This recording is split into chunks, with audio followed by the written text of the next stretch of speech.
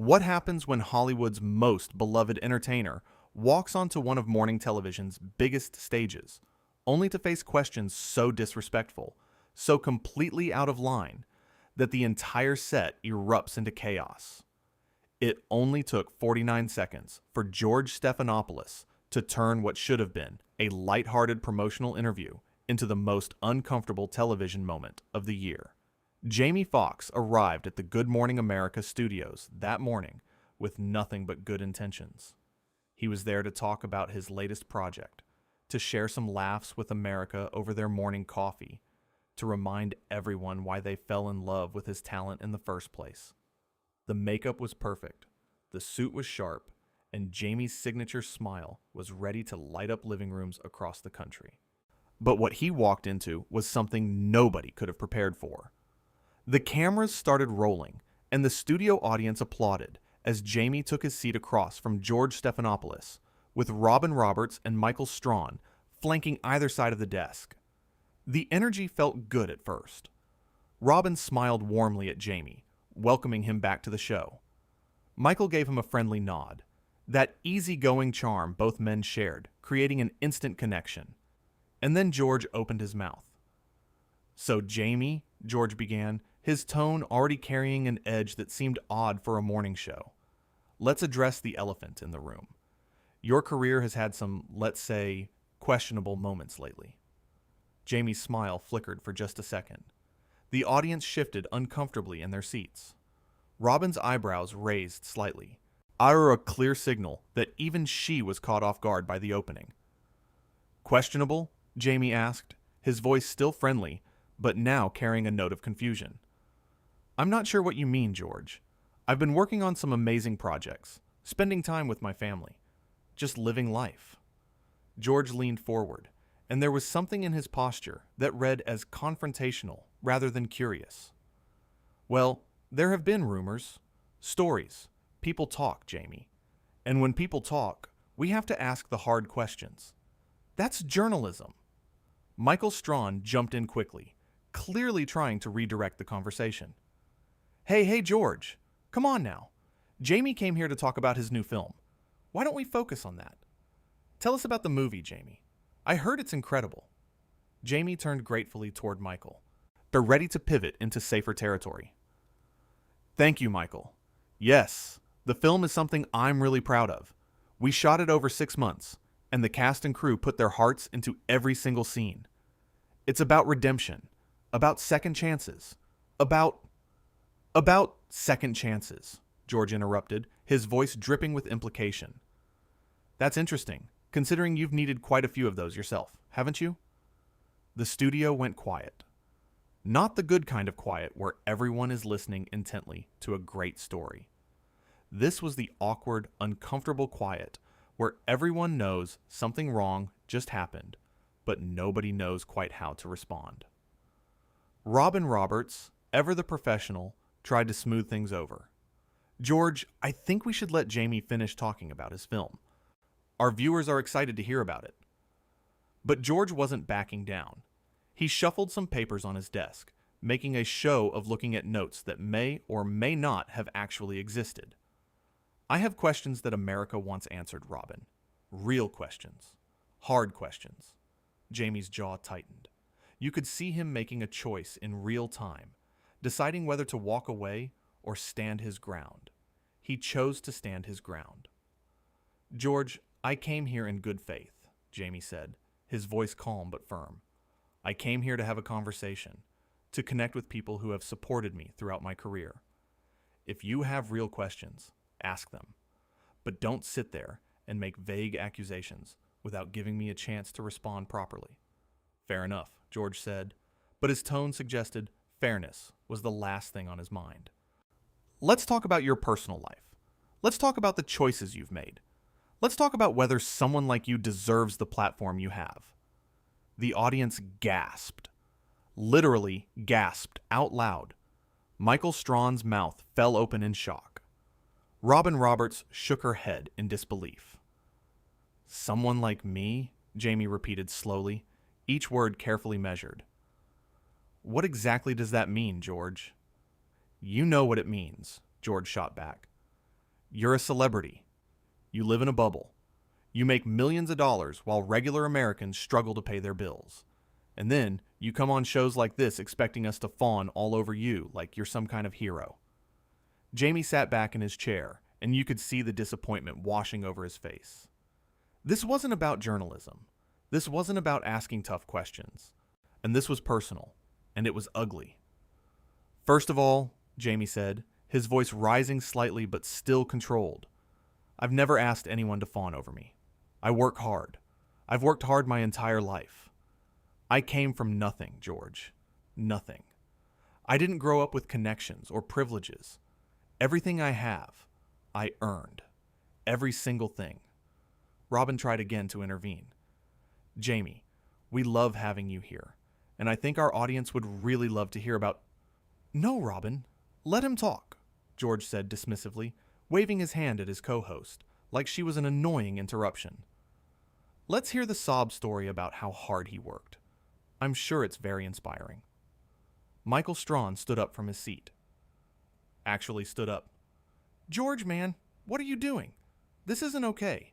This isn't what we do here. Sit down, Michael, George snapped. This is my segment. Your segment? Michael shot back, still standing. This is supposed to be our show. All of us. And right now, you're embarrassing all of us. The tension in the studio was so thick you could cut it with a knife. Camera operators didn't know where to point their equipment. Producers in the control room were probably losing their minds. And Jamie Foxx sat in the middle of it all, watching his simple interview turn into a complete disaster. George, Jamie said quietly, drawing everyone's attention back to him, I don't know what's going on with you today. I don't know if you're having a bad morning, or if there's something else happening in your life. But this isn't about journalism. This is you taking out whatever you're dealing with on me. And I don't deserve that. Nobody deserves that.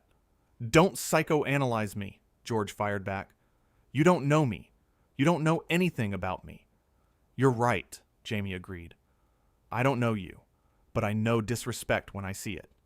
And I know that what you're doing right now is not okay. George's face was turning red now, his composure slipping away. You want to talk about disrespect? Let's talk about how you celebrities think you can just coast through life on your charm and your talent, while the rest of us have to actually work for everything. The rest of us? Jamie said incredulously. George, you're one of the most successful news anchors in the country. You interview presidents. You have a platform that millions of people would dream of having. What are you talking about? Robin Roberts put her face in her hands. This was beyond saving now. And this had crossed every line of professional broadcasting. I earned my platform through real work, George insisted, through years of studying journalism, through covering real stories, through asking real questions, not by singing and dancing and making people laugh. The insult hung in the air like poison gas. Jamie Foxx, Oscar winner, Grammy winner, comedian, actor, musician, a man who had proven his talent across every entertainment medium imaginable, just got told his life's work was nothing more than singing and dancing. Michael Strawn walked over to Jamie. Man, you don't have to sit here and take this. This is wrong. Jamie nodded slowly, but he wasn't done yet. George, I've been disrespected before. I've faced racism. I've faced doubt. I've faced people telling me I wasn't good enough, or smart enough, or talented enough. But I never expected to face it here, on a show I've been a guest on multiple times, from someone I thought was a professional. Oh, here we go, George said mockingly, playing the victim card. I'm not playing any card, Jamie said, his voice gaining strength. I'm stating facts. You invited me here. I didn't force my way onto this show. I didn't demand to be interviewed.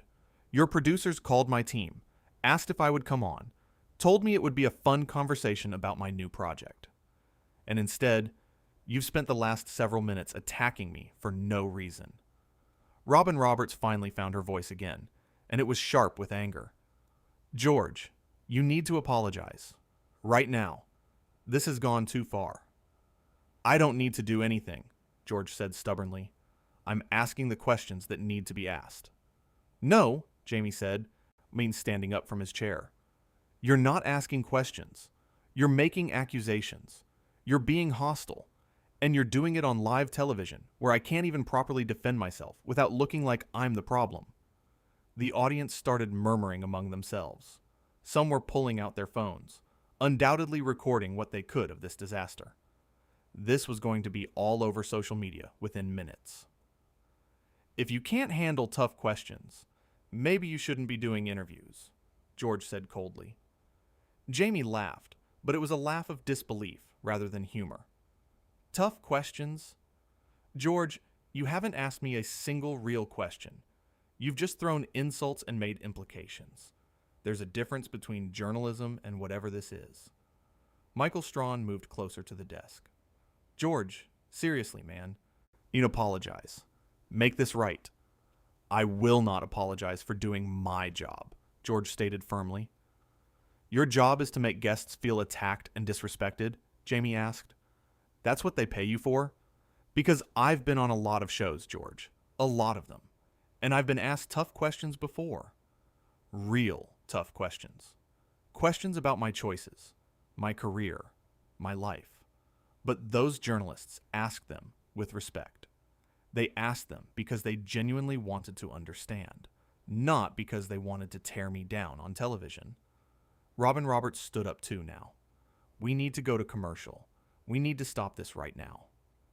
But George kept going. You know what your problem is, Jamie? You think being talented means you're untouchable. You think that because people laugh at your jokes and cry at your movies, you're above criticism. I never said I was above criticism, Jamie countered, his voice rising now. But criticism and cruelty are not the same thing. You can question someone without demeaning them. You can challenge someone without insulting their entire life's work. Your life's work, George scoffed. You mean entertaining people? Making them forget about their real problems for 90 minutes? That's not real work, Jamie. That's escapism. Jamie shook his head slowly. You really believe that, don't you? You really think that bringing joy to people, that making them laugh when they're sad, that telling stories that inspire them or move them or make them think, that's not real work? Compared to real journalism?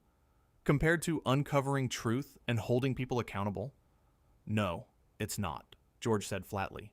So Michael Strawn stepped directly in front of the camera. We need to cut. Someone cut the feed. This is not okay. But the cameras kept rolling, and George kept talking. You celebrities are all the same. You live in your mansions. You drive your fancy cars. You go to your exclusive parties. And then you act surprised when regular people don't worship the ground you walk on. I never asked anyone to worship me, Jamie's voice boomed across the studio. I've never asked for anything except to be treated like a human being, to be given the same basic respect that everyone deserves. And you can't even do that, George. You can't even extend basic human decency to someone sitting 3 feet away from you. Robin Roberts moved toward Jamie. Jamie, I am so sorry. This is not who we are. This is not what Good Morning America stands for. Maybe it is, Jamie said sadly. Maybe this is exactly what it stands for. George seems pretty comfortable acting this way. He doesn't seem worried about consequences. There will be consequences, Robin assured him, shooting a furious look at George. George laughed bitterly. Consequences? For what? For asking questions? For not treating a celebrity like they're special? For being cruel, Jamie said simply. For using your platform to hurt someone instead of inform people. For forgetting that just because someone is famous doesn't mean they're not human. Doesn't mean they don't have feelings. Doesn't mean they deserve to be treated like garbage on national television. The studio audience started applauding. Actually applauding Jamie's words. And that seemed to make George even angrier. Oh, wonderful, George said sarcastically. The audience loves you. What a surprise. People always love the celebrity. They always take the celebrity's side. They're not taking my side because I'm a celebrity, Jamie said. They're taking my side because you're being unreasonable, Because anyone watching this can see that you're out of line. Michael Strawn nodded emphatically. He's right, George. You're completely out of line. A producer appeared from offstage, walking quickly toward the desk. She looked panicked, her headset slightly askew, her clipboard clutched tightly to her chest. We need to go to commercial. Right now. No, George said defiantly. We're having a conversation. This isn't a conversation, the producer hissed. This is a disaster. George, you need to stop talking. Don't tell me what to do, George snapped at her. I'm the anchor here. Jamie watched this exchange with growing disbelief. You talk to your staff like that too? George, what's going on with you? Nothing is going on with me, George insisted. I'm just tired of pretending that celebrities are more important than everyone else. I'm tired of these promotional interviews where we just lob softball questions and act like everything is perfect. Then ask hard questions, Jamie exclaimed. Ask me about the challenges of the industry. Ask me about how I choose roles. Ask me about working with difficult directors, or dealing with failure, or handling success. Those are hard questions, George. Those are real questions. But don't just sit there and attack my character. Don't make it personal. Robin Roberts put her hand on Jamie's shoulder. You are absolutely right, and I want you to know that this is not normal. This is not how we do things. George stood up abruptly, his chair rolling backward. You know what? Fine. If everyone thinks I'm the bad guy here, fine. I'm the bad guy for trying to do actual journalism instead of just praising celebrities all day. That's not journalism, Michael Strawn shouted. That's just being mean. You wouldn't know journalism if it hit you in the face, George shot at Michael. You're a former football player who reads a teleprompter. Don't lecture me about journalism. Michael's face went hard. Now you're coming after me too? Really, George? Really? The producer tried again. George, you're suspended. Effective immediately. You need to leave the set. Suspended? George's voice went up an octave. You're suspending me? For what? For this, the producer said, gesturing at the entire scene. For all of this. Jamie held up his hands. Look, I don't want anyone to get suspended or fired or whatever. I just want to leave. I want to walk out of here with whatever dignity I have left. You don't have to leave, Robin said quickly. George should leave. You stay. We'll do the interview properly. We'll talk about your film like we should have been doing all along. But Jamie was already removing his microphone. No, Robin. I appreciate that, but I can't stay here. This whole thing, it's tainted now. Anything we talk about, people are just going to remember this disaster. George pointed at Jamie triumphantly. See? He's walking out. The celebrity can't handle a little pressure, so he runs away. A little pressure, Jamie repeated, his voice dripping with disbelief. George, you've spent the last 15 minutes personally attacking me. That's not pressure. That's abuse. Oh, please. George rolled his eyes. You're so dramatic. This is why actors shouldn't do interviews. Everything is a performance with you people. Michael Strawn stepped between George and Jamie. That's enough. George, you need to go. Now. Make me, George challenged. Security guards appeared from the wings. 2 large men in dark suits, moving quickly but calmly toward the desk. The audience went completely silent, everyone holding their breath to see what would happen next. George Stephanopoulos, you need to come with us, one of the security guards said professionally. Are you kidding me? George looked around wildly, as if searching for someone to tell him this was all a joke. You're having me removed? From my own show? It's not your show, Robin said quietly but firmly. It's our show. All of us. And you just violated everything we stand for. Jamie finished removing his microphone and set it carefully on the chair. I'm going to go now. Robin, Michael, it was good to see you both. I'm sorry this happened. We're sorry too, Michael said sincerely. This is on George, not on you. As Jamie turned to walk away, George called out one more time. Run away, Jamie. That's what you're good at, isn't it? Running away when things get tough? Jamie stopped. He stood there for a long moment, his back to George, and you could see his shoulders rise and fall with a deep breath. Then he turned around slowly. You know what, George? I've faced tough my entire life. Growing up poor, fighting for every opportunity, dealing with people who said I'd never make it. I've been knocked down more times than you can imagine. But I always got back up. I always kept going. And I did it without tearing other people down. I did it without using my pain as an excuse to hurt others. So don't you dare stand there and question my strength or my character.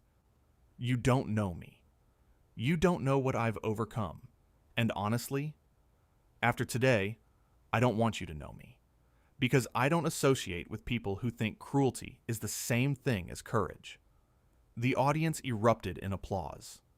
Loud, sustained applause that seemed to shake the entire studio. Robin Roberts was crying. Michael Strawn was nodding vigorously. His expression, one of complete respect and support. George's face had gone pale. For the first time since this disaster started, he seemed to realize the magnitude of what he'd done. The security guards moved closer to George. Sir, it's time to go. Wait, George said, his voice suddenly smaller. Wait, But nobody was waiting. Jamie walked off the set to thunderous applause from the audience. Robin Roberts followed him, presumably to apologize more privately. Michael Strawn stood with his arms crossed, watching George with an expression of profound disappointment. The security guards, gently but firmly, guided George away from the desk. He didn't resist, but he kept looking back at the cameras, at the audience, at the set that had been his home for so many years. As George was escorted off the set, the producer stepped in front of the camera. Ladies and gentlemen, we're experiencing technical difficulties. We're going to take an unexpected break. We'll be right back. But everyone knew they wouldn't be right back. Not really. Nothing would ever be quite the same after what just happened. The clip would go viral within the hour. The think pieces would be written by sunset. The apologies and explanations and damage control would flow for days, maybe weeks. And somewhere, Jamie Foxx was probably sitting in his dressing room, shaking his head at the absurdity of it all. He'd come to talk about his film, to share his passion project with the world, and instead he'd been subjected to one of the most uncomfortable interviews in morning television history. The other GMA staff members stood in stunned silence on the set. Some were checking their phones, already seeing the social media explosion beginning. Others were huddled in small groups, whispering frantically about what they'd just witnessed. Michael Strawn finally sat down heavily in his chair, running his hand over his face. A makeup artist approached tentatively, but he waved her away. What was the point of touching up makeup now? The show was over, at least for today. In the control room, phones were ringing off the hook. Network executives demanding explanations. Legal teams preparing statements. Public relations specialists going into crisis mode. This wasn't just a bad interview. This was a full-blown catastrophe that would have ripples far beyond this one morning. Back in the studio, the audience members were slowly filing out, still buzzing with shocked energy. And they'd come expecting to see a fun celebrity interview, maybe win some prizes, definitely get a good selfie for Instagram. Instead, they'd witnessed television history. The bad kind of history. The kind that gets studied in broadcasting classes as an example of what never to do. The cameras finally stopped rolling.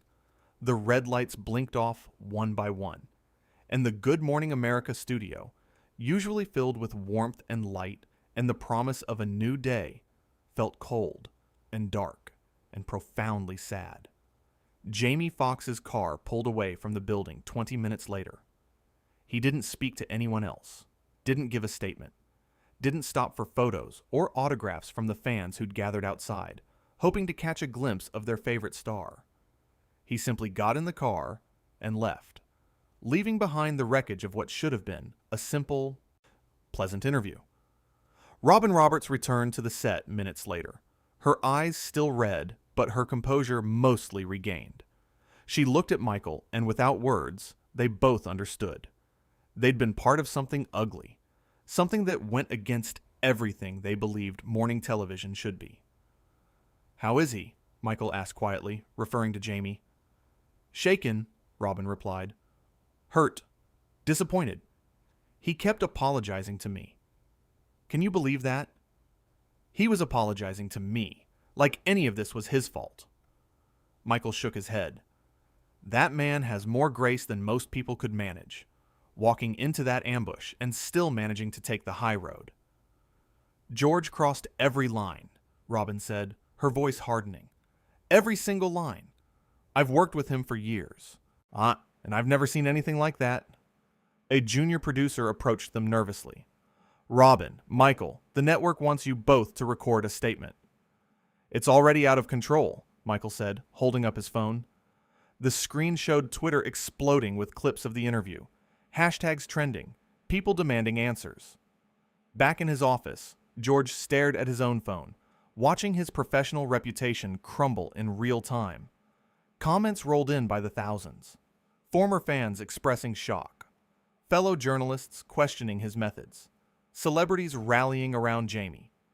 One tweet caught his eye from a prominent film critic. "Just watch the GMA disaster. George Stephanopoulos forgot the first rule of interviewing. You can challenge your guest without dehumanizing them." George set his phone face down on the desk, but he could still hear it buzzing with notifications.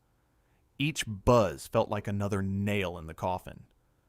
In the makeup room where Jamie had gotten ready just hours ago, his personal items still sat on the counter. His assistant came to collect them, moving quietly through the space. "Such a shame," the makeup artist said softly. "He's always so kind when he comes here. Always asks about my family, remembers little details. He didn't deserve what happened out there." "No, he didn't," the assistant agreed. "But that's Jamie. He'll bounce back from this. He always does." The makeup artist nodded. "And George," the assistant paused. "I don't think George bounces back from this one. You can't come back from showing the whole world who you really are." The Good Morning America set stood empty now. Lights dimmed, cameras powered down. But the echoes of that morning remained, invisible but undeniable. Staff members would walk through those halls differently from now on, more cautious, more aware of how quickly things could truly fall apart. And George Stephanopoulos, legendary news anchor, respected journalist, familiar face to millions of Americans, sat alone in an office somewhere in the building, finally understanding what he'd done. Finally realizing that 49 seconds was all it took to destroy years of credibility, to burn bridges that could never be rebuilt, to become the villain in a story where he should have been the professional. His hands trembled slightly as he replayed the moment in his mind, hearing his own words, seeing Jamie's face, watching his colleagues turn against him. There would be no redemption arc, no way to undo the damage. The recording existed forever now, a permanent testament to how quickly respect can be lost.